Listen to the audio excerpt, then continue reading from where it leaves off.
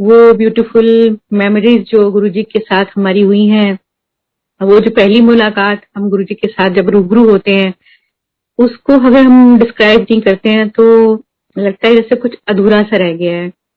सत्संग तो पूरी जिंदगी में हर पल हो रहे हैं, हर क्षण होते हैं, हर दिन एक नया सत्संग होता है, गुरुजी की कृपा होती है। लेकिन जो पहली मुलाकात गुरुजी के साथ होती है वो शायद कोई भी संगत जो है वो नहीं भुला सकती है। ऐसा ही कुछ हमारे साथ भी हुआ कि हम गुड़गांव शिफ्ट हुए थे, तो मेरी मुलाकात नूतन आंटी से हुई और वो हमेशा अपने गुरुजी के सत्संग सुनाती थी। लेकिन हम इग्नोर करते थे कि भी हमारे और गुरु हैं और हम बहुत सारे भगवानों की पहले ही पूजा करते हैं और आसपास के लोगों ने और ऐसा एटमोस्फेयर कर रखा था और बहुत सारे बाबाओं ने और एस्ट्रोलॉजर्स ने हमें इतना लूट चुके थे हमें कि मैं अपने अंकल से प्रॉमिस ले चुकी थी कि आज के बाद हम किसी बाबा या पंडित के पास नहीं जाएंगे। लेकिन नूतन आंटी ने सत्संग सुना सुना के मेरे मन में एक ऐसा पैदा हो चुकी थी प्रेरणा कि मैं शायद एक बार गुरुजी को देखाऊं, गुरुजी से मिल लूं। लेकिन मैं अपने अंकल को कैसे मनाती, क्योंकि मैंने खुद ही उनसे प्रॉमिस लिया था कि हम आज के बाद किसी भी बाबा के पास नहीं जाएंगे। और गुरुजी की इमेज हमारे आंखों में वही थी जैसे और बाबा होते हैं। तो मैंने अंकल को बोला कि मेरा बर्थडे है, मैं कुछ जैसे चाहूं वैसे मनाने देना। इन्होंने सोचा शायद ये मूवी देखने जाएगी या खाना खाने कहीं बाहर चलेंगे, ऐसा कुछ। तो कहने लगे ठीक है, मना लेना अपना बर्थडे जैसे मनाना चाहो। फिर मैंने थोड़ी देर बाद इनको बोला कि हम शाम को नूतन के गुरुजी के पास चलेंगे और वहीं पर लंगर करेंगे। तो ये सुन तो चुके थे गुरुजी के बारे में, लेकिन ये एकदम से उन्होंने मेरे को ऐसे देखा और कहने लगे कि तूने खुद ही प्रॉमिस अपना तोड़ रही है। मैंने कहा हाँ, और मन में सोचा कि मैं उसको नूतन आंटी को खुश करने के लिए जा रही हूँ और वो भी खुश हो जाएंगी, चलो हम भी एक महापुरुष के दर्शन कराएंगे, उसके बाद हमने नहीं जाना। अंकल कहने लगे मैं आज जा रहा हूँ, आज के बाद मुझे कभी इंसिस्ट नहीं करना जाने के लिए। मैंने कहा ठीक है। मैंने आंटी को फोन कर दिया कि भी हम चलेंगे शाम को। मैं उनको बोल के अपने थोड़े घर के काम निपटाए और कभी भी दिन में नहीं सोती हूँ, आज भी नहीं सोती हूँ, कभी तबीयत खराब होती है तभी सोती हूँ। तो उस दिन पता नहीं क्या हुआ कि 4 बजे मैं लेटी कि शाम का जाना है वहां पर, पता नहीं कितने बजे वापस आएंगे, थोड़ा आराम कर लेती हूँ। और ऐसा सोच के मैं लेटी हूँ और मेरी आंख लग गई और मैं देखती हूँ एक सपना, और उसमें देखती हूँ कि मैं एक मंदिर में पहुंची हुई हूँ। एक हॉल है और उसमें गुरुजी गोल्डन सिंहासन पर बैठे हुए हैं बड़े सुंदर चोले में, और एक ओंकार और लाइट जो है वो ब्लिंक कर रहे हैं और ऊपर एक गोल्डन ईगल घूम रहा है आसमान में। तो जब वो आंटी मेरे कार में बैठती है, मैं उनसे पूछती हूँ कि हम जहाँ जा रहे हैं वहां पर ये सब है। वो कह लेंगे तुझे कैसे मालूम चला, मैंने तो तेरे को वहां के बारे में कुछ बताया ही नहीं, मैं तो सिर्फ सत्संग सुनाती हूँ। तो मैंने कहा ऐसे ऐसे मैं आज दिन में सोई और मेरे को ये सब दिखा सपना। तो कहने लगी कि तेरे को तो गुरुजी ने ब्लेस कर दिया, तेरे को दर्शन दे दिए। और हम पहुंचे एम्पायर स्टेट छोटे मंदिर। तो गुरुजी एक सेटी पे बैठे हुए थे, कैजुअल वियर्स पहन के, जॉगिंग शूज पहन के, पैर ऊपर किए हुए थे। साइड में उन्होंने दरवाजे की तरफ देखा, हमने एंटर किया। गुरुजी ने गर्दन घुमा के बोला कि कौन है। तो नूतन आंटी बोली मेरी फ्रेंड हैगी, कच्ची पक्की। तो उन्होंने बोला पक्की। गुरुजी हंसे, कहने की कर देने। हमने कहा गुरुजी हम गाना गाते हैं। केहो जा गाते हो। हमने कहा गुरुजी कैसे बताएं, आप सुनोगे तो पता चलेगा। चंगा बह जा, कितने का रहने वाला है, ये अंकल जी से पूछा। तो अंकल बोलने के मैं जम्मू दा। तो इतने सेवादार हमें जगह पे बैठने के लिए बोल रहे थे। तो गुरुजी ने बोला पीछे से, मेरी बैक हो गई थी। गुरुजी कहने लगे कि तू तो माले चंडीगढ़ ते कोल दी सरदारनी हैगी। मैंने एकदम से गुरुजी को पीछे मुड़ के देखा कि गुरुजी मुझे ही बोल रहे हैं और गुरुजी मेरी तरफ ही देख रहे थे। तो मुझे लगा हाँ मुझे ही बोल रहे हैं। मैं एकदम से कांप गई थी, मेरे रोंगटे खड़े हो गए, क्योंकि मैं एक सिख बॉर्न बेबी हूँ और मैं अडॉप्टेड हिंदू फैमिली में थी। उन्होंने मेरा पालन पोषण किया था, लेकिन इसके बारे में मेरे इन लॉज तक को नहीं मालूम था कि मैं एक सिख बॉर्न बेबी हूँ। और हमने ज्यादा लोगों से अपनी घर की बातें शेयर भी नहीं की थी। मेरी जो स्कूल कॉलेज टाइम की फ्रेंड्स थी वो भी बहुत दूर दूर चली गई थी, किसी का मेरे से कोई अब कांटेक्ट नहीं था। तो मेरे को लगा कि मैंने गुरुजी को कब बताया, गुरुजी को कैसे पता चल गया। फिर मैंने सोचा नूतन आंटी से तो मैंने अपनी पर्सनल बात कोई शेयर ही नहीं करी, तो गुरुजी को कैसे मालूम चल गया। मुझे क्या मालूम था कि तीनों जहान के मालिक, सारे जहान के मालिक मेरे सामने बैठे हैं वो परमात्मा है, उन्हें सब कुछ पता है, लेकिन तब अकल नहीं थी, मैं अपना दिमाग लड़ा रही थी। तो मैं बैठ गई तो एक सेवादार अंकल आए, उन्होंने मेरे हाथ में चाय प्रसाद का गिलास थमा दिया। मैंने पीना शुरू किया। पीते पीते मेरे गले में बहुत एक समस्या थी बहुत सालों से, और उसके लिए मैं बहुत सारी मेडिसिन खा चुकी थी, होम्योपैथिक, एलोपैथिक, आयुर्वेदिक, जो जो कोई बताता था वो सब मैं खाती थी, लेकिन वो ठीक ही नहीं होके दे रही थी। तो जैसे ही मैंने चाय प्रसाद पिया तो मुझे लगा कि वो सब कुछ मेरा ठीक हो रहा है गले में। मैंने फिर दिमाग लगाया कि इसमें लौंग दालचीनी डली हुई है और शायद ये टाइमली रिलीफ है, इसके बाद फिर वैसे ही हो जाएगा। लेकिन उस दिन के चाय प्रसाद पीने के बाद से लेके आज तक वो समस्या मेरे को दोबारा नहीं हुई। जय गुरु जी। और मुझे नहीं मालूम था कि वो चाय प्रसाद जो है वो डिवाइन प्रसाद है, क्योंकि सत्संग सुने थे, और जब हम नई संगत होते हैं तो हम उसको अनमने मन से सुनते हैं, पूरा नहीं सुनते हैं। आज भी हम कभी कई बार गलतियां कर देते हैं, हम जग की भूल भुलैया में खो जाते हैं, सत्संग में जाते हैं, प्रॉपर सत्संग नहीं सुनते हैं, प्रॉपर लंगर की तरफ ध्यान नहीं देते हैं, प्रॉपर शब्द की तरफ ध्यान नहीं देते हैं।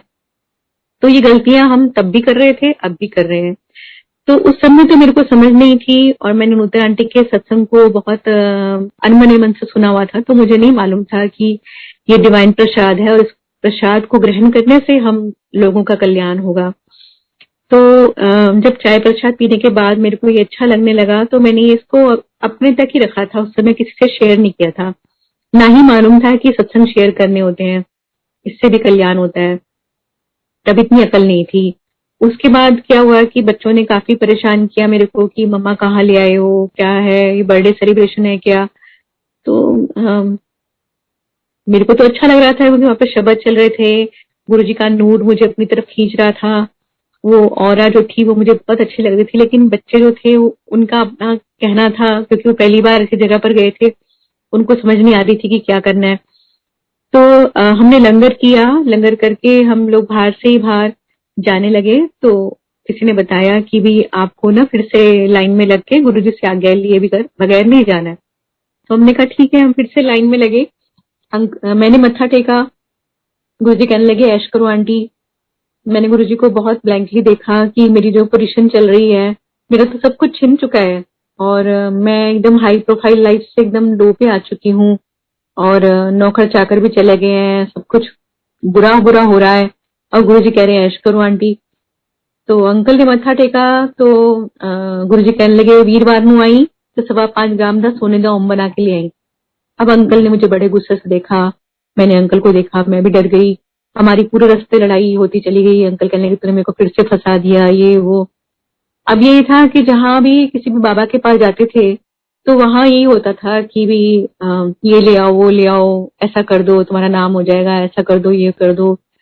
तो हमें लगा कि हम फिर दोबारा से मतलब ऐसे ही किसी उसमें फंस गए हैं। तो घर जाते समय लड़ाई हुई हमारी, अंकल कहने लगे तभी इनके इतने अच्छे लंगर चल रहे हैं और बहुत सुंदर सुंदर चोले पहन के बैठे हुए हैं, सबसे ओम लेते होंगे। सॉरी गुरुजी, हमें बिल्कुल अकल नहीं थी उस समय, और बहुत नादान थे हम, जो हमने आपको मतलब ऐसा सोचा। तो घर आ गए, घर आके नूतन आंटी का फोन आ गया सुबह। उस समय क्या होता था कि नई संगत को गुरुजी के पास बिठाते थे और पुरानी संगत उनको छोड़ के ऊपर कहीं उनको जगह मिल जाती थी, वहां चले जाते थे।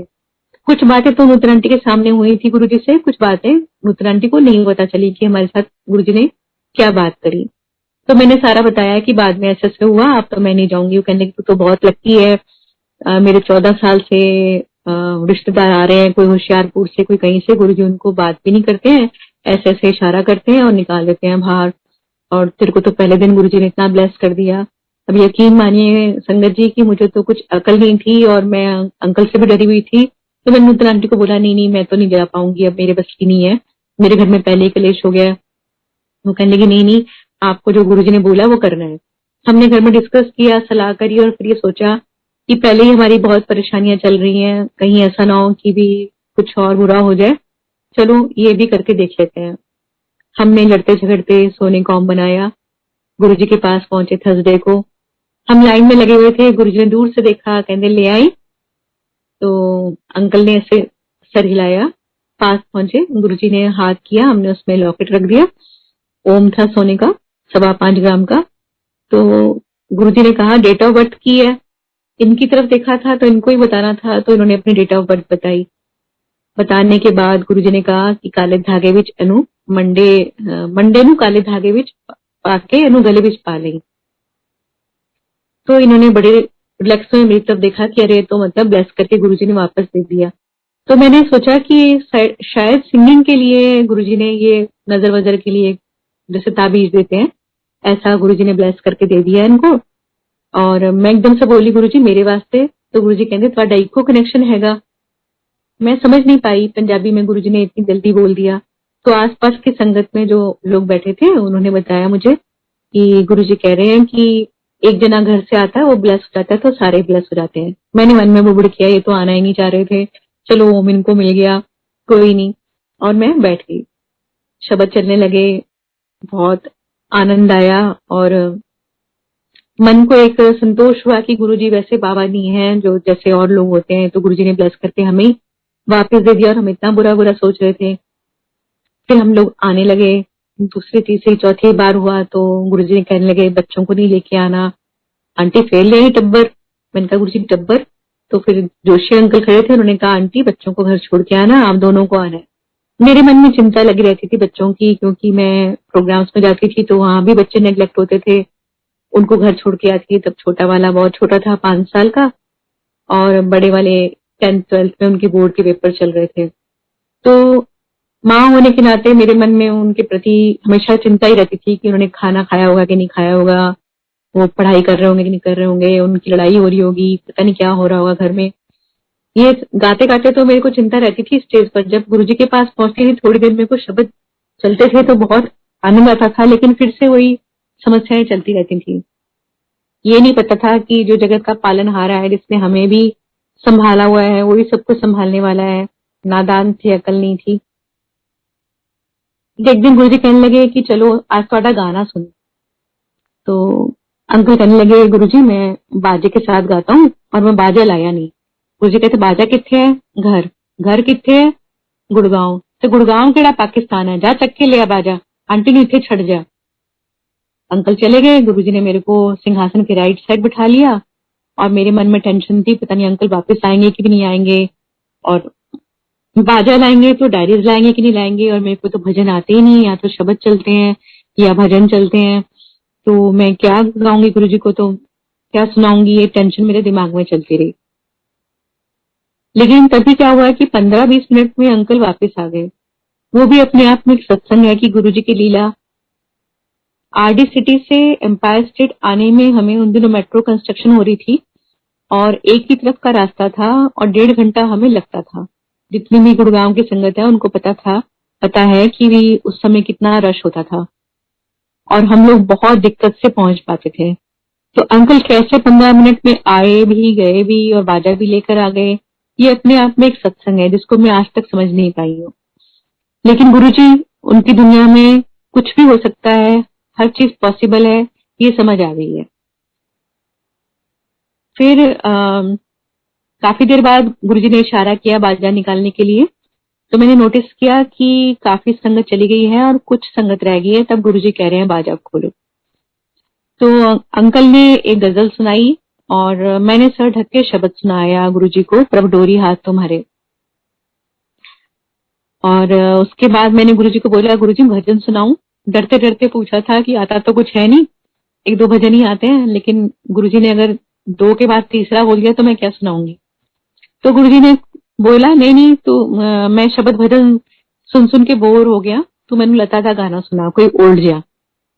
आसानी तो हो गई संगत जी की मैं गाने गाती थी इवेंट्स में, लता जी के, आशा जी के, पंजाबी भी और सब गजलें वगैरह, लेकिन गुरुजी के सामने कौन सा गाना सुनाऊं, ये एकदम कंफ्यूज हो गई। हाथ पैर से पसीने छूटने शुरू हो गए, घबरा गई एकदम से। और मैंने डायरी देखनी शुरू करी। डायरी देखी तो उसमें मेरे को तुम ही मेरे मंदिर, तुम ही मेरी पूजा दिखाई दिया। मैंने अंकल से पूछा ये सुना दो। अंकल कहते हाँ हाँ बिल्कुल ठीक है। समझ कुछ आ नहीं रही थी, लेकिन जो होता जा रहा था वो हम करते चले जा रहे थे। सुनाया, गुरुजी को बहुत पसंद आया।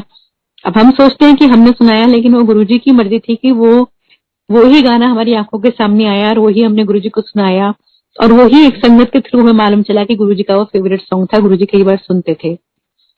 तो जो भी चीज होती है गुरुजी के साथ हमारी या सत्संग में, वो गुरुजी की लीला होती है। हम ये सोचें कि हमने किया है या हमने सुनाया या उसने किया, नहीं, सब गुरुजी की मर्जी से हो रहा है। आज भी सब कुछ गुरुजी की मर्जी से हो रहा है।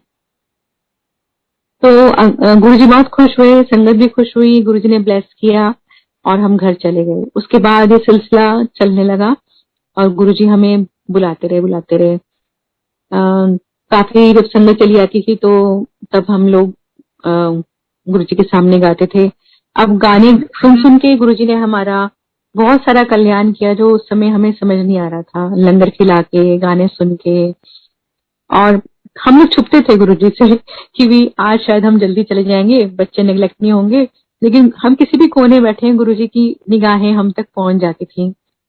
और संगत जी, मैंने कई बार ऐसा महसूस किया कि वहां पर जब हम बैठे होते हैं, हम शब्द सुन रहे होते हैं, तो उस समय गुरुजी के पास से जो एक ऊर्जा फ्लो करती है, रेज होती हैं, वो मल्टी कलर्स की रेज होती हैं, वो ऐसे घूमती है पूरी हॉल में, या जहां जहां हम बैठे होते हैं, ध्यान मगन होते हैं। वो कई बार मैंने महसूस किया और तब मैं सोचती थी कि शायद ये मेरा खुद का एक्सपीरियंस है, लेकिन फिर मैंने बाद में कई सत्संग सुने तो उसमें मेरे को क्लियर हो गया कि हाँ, ऐसा होता है कि वो रेज गुरुजी के पास से सारी संगत को छूती हैं। इसलिए कई बार बोलते हैं ना कि सत्संग में जो है हमें मोबाइल और ये सब चीजें यूज नहीं करनी चाहिए, पूरा आंखें बंद करके उन शब्दों का मनन करना चाहिए और ध्यान देना चाहिए, चाहे हमें समझ आए चाहे ना आए। उसके बाद क्या हुआ कि एक बार मैं बच्चों के लिए मूंग की दाल बनाकर आ गई, और ये था कि जल्दी जल्दी गुरुजी के पास पहुंचूं और ऐसा ना हो कि गुरुजी पहले गद्दी पे बैठ जाए और मैं लेट हो जाऊं। मोटिव तो यही था कि भाई सुबह से जागी हुई थी, पहले रिकॉर्डिंग पर गई थी, उसके बाद घर आई और खाना बनाते समय जब मैंने घड़ी देखी तो मेरे को लगा कि मैं लेट हो जाऊंगी, तो मैंने मूंग की दाल बनाई जल्दी से और बड़े वाले बेटे को बोला कि तुम फुलके बना देना, और मैं गुरुजी के पास आ गई। लेकिन जब लंगर आया मेरे सामने तो मेरा ध्यान एकदम बच्चों की तरफ चला गया और मैंने सोचा कि ये मैं क्या करके आई हूँ। बच्चों ने तो ठीक से खाना भी नहीं खाया होगा, और मतलब मैं यहाँ पर इतना अच्छा अच्छा लंगर खा रही हूँ, पनीर है, छोलिया है, 5-5 तरीके की मिठाई है। और ये चीज मैंने किसी को, ये बात किसी से कुछ कही नहीं कि मतलब मैं मन में सोच रही हूँ, ना अंकल को पता ना किसी को पता। तो जब मैं लंगर करने के बाद गुरुजी के पास काफी देर तक बैठी भी रही, गाने भी सुनाए गुरुजी को, उसके बाद गुरुजी ने आज्ञा दी कि चलो। तो जैसे जाने लगे तो एक दो आंटियों ने बोला कि गुरुजी आपको वापस बुला रहे हैं। मैं वहीं बैठी हुई थी, सारी चीजें मेरी निगाहों के सामने थी कि टेबल है, गुरुजी का लैंप है उधर साइड में, एक एक चीज मेरी निगाहों में थी कि कहाँ क्या पड़ा हुआ था। लेकिन वो मिठाई का डिब्बा गुरुजी ने ऐसे हाथ किया और उस पर आ गया, और गुरुजी ने बोला ये ले जा बच्चे वास्ते। और मुझ पागल को कुछ समझ में नहीं आया कि ये मिठाई का डिब्बा कहाँ से आया। मैं इतनी थकी हुई थी और गुरुजी की लीला थी कि शायद मेरे को ब्लैंक रखना है। मैंने वो मिठाई का डिब्बा लिया और आके कार में बैठ गई और सोचा कि मतलब जाके घर में सो जाऊं जल्दी से। इतनी जोर से मैं नींद भी आ रही थी मेरे को, और मैंने धीरे धीरे महसूस किया जैसे जैसे गाड़ी चलती जा रही थी घर की तरफ, और वो मिठाई का डिब्बा था वो हैवी हैवी होता जा रहा था। तो मुझे लगा कि मैं थक गई हूँ, लेकिन जब 1 किलो से 5 किलो, 5 किलो से 10 किलो ऐसे उसका वेट बढ़ने लगा तो मुझसे रहा नहीं गया। मैंने अंकल को बोला कि ये मिठाई का डिब्बा तो 1 केजी का है, लेकिन ऐसा क्यों लग रहा है कि ये बहुत भारी हो रहा है।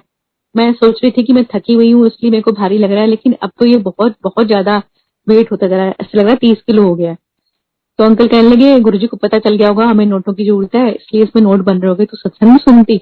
मैंने कहा तुम्हें मिठाई के डिब्बे में भी नोटों के सपने आ रहे हैं, और हमारी लड़ाई शुरू हो गई। हमेशा की तरह जैसे होती थी कि बहस बहस में लड़ाई हो गई। और फिर घर पहुंचे तो बच्चों ने दरवाजा खोला, बच्चे कहने लगे मम्मा आपके अंदर से तो गुरुजी की खुशबू आ रही है। मैंने सोचा कि वो जो मिठाई का डिब्बा मैंने गुरुजी के हाथ से लिया है, तो गुरुजी ने उसको टच किया, और गुरुजी के हाथों से तो इतनी फ्रेग्रेंस आती है कि अगर हम उनके चरण छू लें या हाथ छू लें तो वो काफी काफी दिन तक फ्रेग्रेंस आती रहती थी। तो मुझे लगा ये मिठाई का डिब्बा गुरुजी के हाथ से आया और मेरी गोदी में पड़ा रहा है, तो इसलिए वो फ्रेग्रेंस मेरे अंदर से आ रही है। हमने जल्दी से उसको डिब्बे को खोला और देखा उसमें बेसन के लड्डू थे। वैसे लड्डू उससे पहले और उसके बाद हमने आज तक कभी नहीं खाए और वो 1-1.5 महीने तक फ्रेश रहे और ऐसा लग रहा था जैसे उसमें बरकत हो रही है और वो काफी मतलब खत्म नहीं हुए 1-1.5 महीने तक। हमने भी खाए, बच्चों ने भी खाए। हमें नहीं पता था कि वो डिवाइन प्रसाद है या सचखंड का प्रसाद है, ना किसी ने हमें बताया। बाद में मुझे मालूम चला कि गुरुजी ऐसे सचखंड का प्रसाद जो था वो प्रोड्यूस करते थे और कई संगत को मिला, मिश्री प्रसाद और पता नहीं क्या क्या। लेकिन मुझे शायद नहीं आज्ञा थी कि मैं उसको बचा के रखूं या जो भी गुरुजी की लीला थी, ना मैंने उसमें कोई अपना लॉजिक लगाया, ना मैंने अपना दिमाग लगाया कि ठीक है जो गुरुजी ने दिया वो ब्लेसिंग थी हमारी और हमने उसको बहुत प्यार से खाया। और फिर हम गुरुजी के पास आने लगे। गुरुजी ने बहुत कृपा करी। एक दिन प्रसाद खा रहे थे हम लोग, प्रसाद के बाद वो कड़ा प्रसाद बना के ले आई एक आंटी, तो वो काफी सारा था और देसी घी भी डला हुआ था उसमें, गर्मा गर्म था। जितना 2 लोगों को मिल रहा 4 लोगों को मिल रहा था उतना हम दोनों को मिला था। तो अंकल ने धीरे से मेरे को बोला कि तू खा ले, मेरी शुगर बढ़ जाएगी, पहले भी लंगर इतना किया है, उसमें भी मीठा खाया है। गुरुजी बहुत दूर बैठे थे हमसे, हमारे पास वाले को भी नहीं पता था कि भी अंकल ने क्या बोला है मुझे। गुरुजी वहीं से बोलने लगे, खा ले कंजरा, कल जाके चेक कर ली, तेरी शुगर नॉर्मल करती है। तो मैंने सोचा कि भी इसमें शायद कुछ मिलाते होंगे प्रसाद में, जो नेक्स्ट डे जाके चेक करते हैं तो नॉर्मल है। लेकिन आज भी मेरे अंकल प्रसाद को पूरा खाते हैं, चाहे मंदिर में मिले चाहे सत्संग मिले, और नेक्स्ट डे जब जाके चेक करते हैं तो शुगर बिल्कुल नॉर्मल होती है। लेकिन किसी पार्टी में या घर में ऐसे बदपरहेजी कर लें तो शुगर गड़बड़ हो जाती है। और गुरुजी ने ऐसे बहुत प्यार से अंकल की हेल्थ को संभाला हुआ है। फिर संगत जी गुरुजी ने एक दिन बोला कि भी बाजे लेकर आओ और नाल बाल कटा के लाओ। अंकल के बाल बहुत बड़े बड़े होते थे, वो इतने बड़े थे कि जैसे जाकिर हुसैन के बाल। और जो लोग हमारे पास से निकलते थे वो सब बात आज करके चले आते थे। तो मुझे लगता था कि अंकल की कोई पहचान नहीं है, सब लोग उनको जाकिर हुसैन समझते हैं, इनकी अपनी पहचान होनी चाहिए। तो वो हेयर स्टाइल मुझे पसंद नहीं था, लेकिन अंकल को बहुत पसंद था। जब गुरुजी ने बोला कि भी बाल छोटे करा के लाना और बाजा लेके आना नया, तो तब उस समय हमारे पास पैसे नहीं थे बिल्कुल भी। काम कम था और मार्च का महीना चल रहा था, बच्चों की फीसें और न्यू यूनिफॉर्म्स, न्यू बुक्स, और गुड़गांव में आपको पता ही है सब कुछ महंगा महंगा, तो हम उसको मैनेज नहीं कर पा रहे थे। तो अंकल कहने लगे, गुरुजी के इतने सत्संग सुनते हैं, क्या गुरुजी को नहीं पता कि हमारे पास पैसे नहीं है और हम मतलब काम भी नहीं है। तो मैं चुप रही, मैंने कुछ नहीं बोला। मैं दूसरी बार गई तो गुरुजी कहने लगे बाजा लिया है, हमने कहा नहीं। इससे पहले ही अंकल ने मेरे को हेयर स्टाइल के लिए बहुत डांटा कि भी तूने गुरुजी को बोला होगा, तेरे को मेरे बाल पसंद नहीं थे। मैंने कहा मैं आपके साथ जाती हूँ, आपके साथ आती हूँ, मैंने गुरुजी को कब बोलना है, ना मेरे पास कोई फोन नंबर है। हाँ मुझे पसंद नहीं है आपके बाल, लेकिन मैंने कभी गुरुजी को नहीं बोला कि भी ये हेयर कट करवा दो। वो गुरुजी की अपनी सोच है, वो क्या कराना चाहते हैं मुझे नहीं पता। और एक बार कटवा लो उसके बाद फिर बढ़ा लेना गुरुजी से पूछ के। तो ये बहुत गुस्सा हुए और कटवा के आए बाल, और आके शीशे में खड़े होके मुझे कहने के तेरे को चैन पड़ गया। मैंने कहा हाँ। और जिसमें होते ही हस्बैंड वाइफ का और हमारी खूब लड़ाई हुई। जब एम्पायर स्टेट पहुंचे और भारी संगत मिल गई, कहने लगे कि अंकल आप तो बहुत यंग लग रहे हो, 10 इयर्स बैक हो गए। अंकल को अच्छा लगा। उसके बाद अंदर गए तो गुरुजी ने देखा, गुरुजी कहने लगे फिर तेरा बंदा बनाता जेंटलमैन। इस तो पहले डंगर थी। सारे अंकल आंटी हंसे और अंकल खुश हुए कि गुरुजी खुश हो गए हैं और सबको पसंद आ गया मेरा न्यू हेयर स्टाइल। तो घर आके कहने लगे नहीं अब मैं ऐसे रखूंगा, बाल बढ़ाऊंगा नहीं। मैंने कहा ठीक है। तो फिर गुरुजी ने कहा कि नवा बाजा। हमने कहा गुरुजी हमारे पास काम नहीं आया अभी। वो आंदा रहेगा काम बथेरा, नवा बाजा लेकर आओ। 2 बार हो गया, तीसरी बार गुरुजी ने फिर मेरे को डांटा, एनो समझा दे। पंजाबी में बोले गुरुजी की मतलब गुरु जो 3 बार हुक्म करते हैं वो पूरा करना चाहिए। अब पोजीशन तो बड़ी खराब चल रही थी, लेकिन फिर मैंने नूतन आंटी को फोन किया कि नूतन आंटी क्या करें। आंटी कहने लगी कुछ भी करो, पता नहीं गुरुजी क्यों कह रहे हैं, आप समझ नहीं पा रहे हो, आप बाजा लेके जाओ। हमने ना बाजे वाले को फोन किया कि हमारा पुराना बाजा ले लो और उसकी किस्त बांध लेना, उसके बदले में हमें नया बाजा दे दो और फिर किस्तें बांध लेना। उसने बोला कि भी आपका वो पुराना बाजा तो बहुत अच्छा है, वो किसी बच्चे के काम आएगा। तो हमने कहा कि लेकिन हमारे गुरुजी की आज्ञा हुई है, हमारे पास पैसे हैं नहीं और हमें नया बाजा चाहिए। कहने लगे जब गुरुजी की आज्ञा हुई है तो तुम्हारे गुरु मेरे गुरु, तो आप बाजा ले जाओ, 500 रुपए दे जाओ चाहे। तो इस तरीके से बाजा आ गया। लेकिन बाजा गुरुजी के पास ले जाना होता था जिस दिन, उसी दिन हमारे घर पे कोई ना कोई गेस्ट आ जाता था। अब गेस्ट को बोलते थे कि भी हम अपने गुरुजी के पास जा रहे हैं, तो वो भी तैयार हो जाते थे, उनके साथ उनके बच्चे भी तैयार हो जाते थे। हम उनको मना नहीं कर पाते थे क्योंकि वो इतने जिद करते थे कि हम भी चलेंगे, हम भी चलेंगे। तो फिर हमें डर लगता था कि गुरुजी हमारे बच्चे नहीं आने देते तो इनके बच्चे ले जाएंगे तो और भी शरारती हैं। तो हम उनको बहाना बनाते थे कि यार गुरुजी बैठे ही नहीं है, उनका फोन आ गया, ऐसे कुछ करके। सॉरी गुरुजी कि वो उस समय हमें झूठ बोलना पड़ा। ऐसा करते करते वो 27 मई हो गई। तो मुझे बहुत उस दिन पता नहीं गुरुजी ने कोई इंजेक्शन भर दिया था या क्या लीला रची थी कि मुझे उस दिन बहुत गुस्सा आया। वैसे मैं कभी इससे पहले अंकल पे इतना गुस्सा करती नहीं थी, उस दिन मैंने बहुत गुस्सा किया। मैंने कहा कि आज के बाद ना मैं आपको बोलूंगी नहीं कि एम्पायर स्टेट चलो, आप जब बोलोगे तब मैं जाऊंगी, लेकिन आज के दिन बाजा जरूर जाएगा। कुछ भी करो, मेहमानों को रफा दफा करो, कुछ भी करो, मेरे को ये बाजा वहां ले जाना है। गुरुजी इतने महीनों से बोल रहे थे, अब आ गया है तो हम लटकाए जा रहे हैं। तो किसी तरीके से क्या हुआ कि हम 27 मई को पहुंच गए गुरुजी के पास। तो गुरुजी ने इशारे इशारे में पूछा, बड़े प्यारे अंदाज में गुरुजी पूछते थे, जैसे बच्चे नहीं पूछते कि बाजा ले आए हो। और हमने इशारा करते थे तो खुश हो जाते थे, उनकी गाल एकदम लाल लाल हो जाते थे।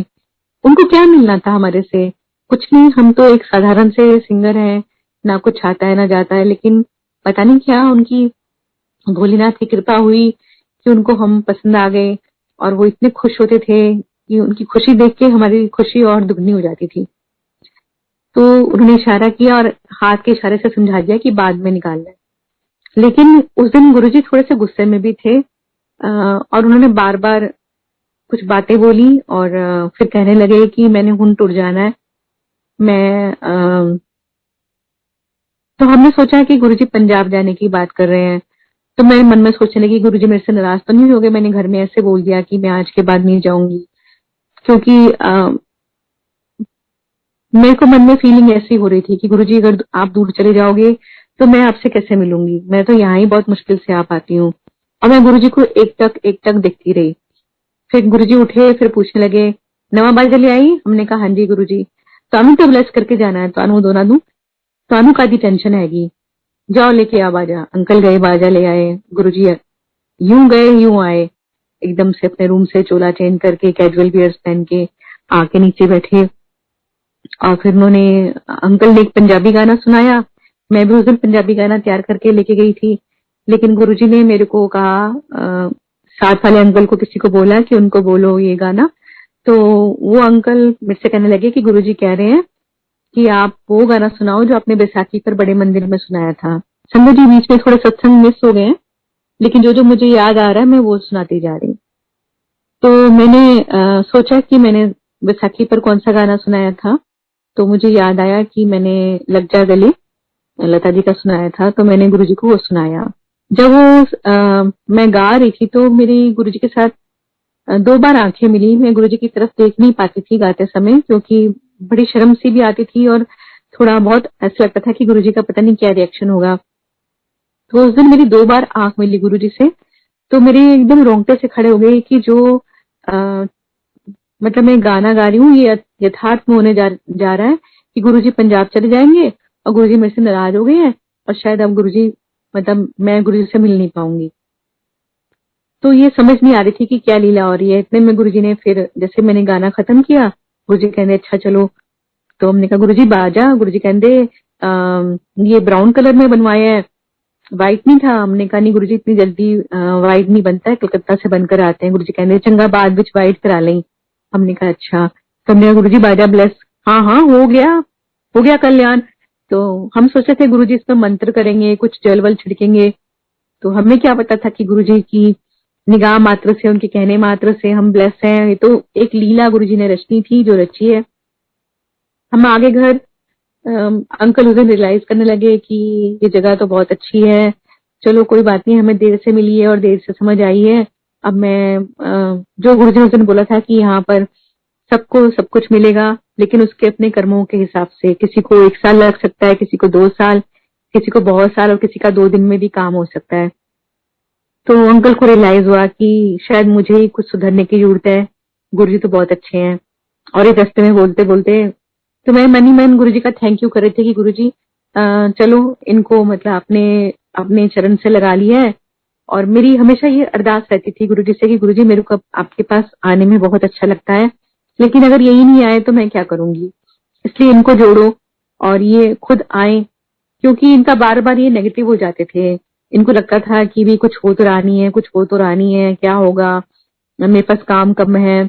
एक बार क्या हुआ था बीच में कि नवंबर से लेके फरवरी तक, पता नहीं दिसंबर से फरवरी तक अंकल ने सोचा कि मेरे को 2 लाख का बिजनेस होगा, इवेंट्स आएंगे तो मैं गुरुजी के पास जाऊंगा। तो इन्होंने जाना बंद कर दिया। तो मेरे को बड़ा बुरा लगता था, मैं एकदम से उदास हो जाती थी। मैं गुरुजी को मन ही मन अरदास करती थी कि गुरुजी कुछ करो कि मैं आ पाऊं। तो वही हुआ कि 2 लाख का बिजनेस आ गया, इनका टारगेट पूरा हुआ। तो इन्होंने कहा चलो चलते हैं गुरुजी के मंदिर। तो हम आ गए, गुरुजी कहने लगे कितने कितने गायब हो गया सी। तो इन्होंने बोला कि गुरुजी मेरे पास काम आ गया था, तो मेरे इवेंट्स थे, और फिर ना आपके ये है कि सैटरडे संडे को ही आना है, तो मेरा बड़ा मुश्किल हो जाता है एक दिन फिक्स करना। तो गुरुजी कहते जेड़े मर्जी दिन आ, पर आया कर, अंदर है। तो ये खुश हो गए कि भी मेरे आने या ना आने से गुरुजी को क्या फर्क पड़ता है, लेकिन गुरुजी फिर भी प्यार से बुला रहे हैं, इतना इंसिस्ट कर रहे हैं, तो इनको थोड़ा अच्छा लगा। तो बाहर जब निकले तो संगत में से एक अंकल ने बोला, अंकल आप कितने लकी हो कि आपको गुरुजी कह रहे हैं जेड़े मर्जी दिन आ। यहाँ तो मतलब किसी को 6-6 महीने नहीं आने देते गुरुजी, किसी को 15 दिन के बाद बारी आती है, किसी को 1 महीने बाद बारी आती है, आप कितने लकी हो। तो इनको और अच्छा लगा कि गुरुजी कितना प्यार करते हैं। तो ये धीरे धीरे गुरुजी ने जैसे इनको जोड़ना था वैसे जोड़ा। और संगत जी आज के दिन भी गुरुजी ऐसे ही हम लोगों पर कृपा कर रहे हैं, मेरे बच्चों पर, अंकल पर, पूरे रिश्तेदारों पर बहुत गुरुजी की कृपा है। जो जो जुड़ता है मोहल्ले पड़ोस में भी सब जगह गुरुजी की बहुत कृपा हो रही है। गुरुजी ने जैसे ऐसे बोला था कि ये संगत ही तेरा परिवार है, वही वही सब कुछ चीजें सामने आ रही हैं। एक बार अंकल बैठे हुए थे और मैं भी बैठी हुई थी, तो गुरुजी ने बोला कि क्यों मुंह लमका के बैठे हो। तो हम गुरुजी के पास पहुंचे और गुरुजी को बोलने लगे, गुरुजी अंकल बोले कि मैं जम्मू से आया हुआ गुरुजी, मेरे को 25 साल हो गए और मेरे नाम नहीं हुआ। तो गुरुजी कहते मेरे को तो नहीं आया, हाले रुक जा 1.5-2 साल। तो अंकल का मुंह लटक गया कि 1.5-2 साल अभी और रुकना पड़ेगा। फिर जब बाजा लेके गाना सुनाया तो कुछ संगत बैठी थी, उन्होंने ताली बजाई।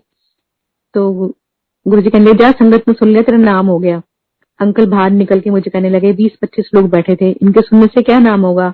लेकिन संगत जी आज आप देखो कि गुरुजी की कृपा से संगत कितनी बढ़ गई है, और कितनी कृपा है गुरुजी की कि मंत्र जाप जो गाया हुआ है गुरुजी ने गवाया, वो पूरे ही संसार में बजता है, मंदिर में भी बजता है। भजन गुरुजी के जो गुरुजी ने रिकॉर्ड करवाए, गुरुजी की कृपा से बने, उनकी मर्जी से लिखे गए, उनकी मर्जी से कंपोज हुए,